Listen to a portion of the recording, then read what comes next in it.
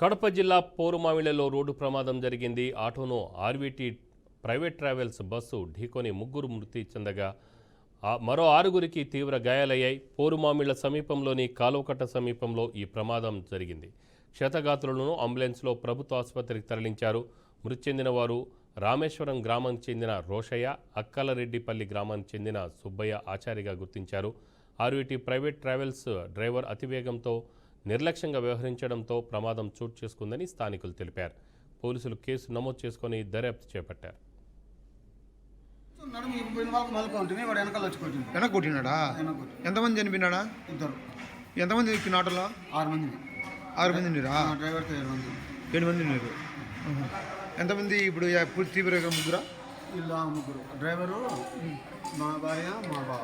ఎవరు మీది? అలీనగర్. ఏం పేరు? నీ పేరు? పుల్లయ్య. మీ భార్య పేరు? చెన్నమ్మ.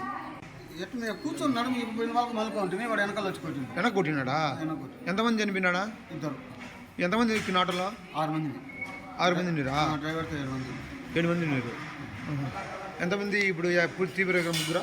ఇలా ముగ్గురు. డ్రైవరు, మా భార్య, మా బావ. ఎవరు మీది? అలీనగర్. ఏం పేరు? నీ పేరు? పుల్లయ్య. మీ భార్య పేరు? చెన్నమ్మ.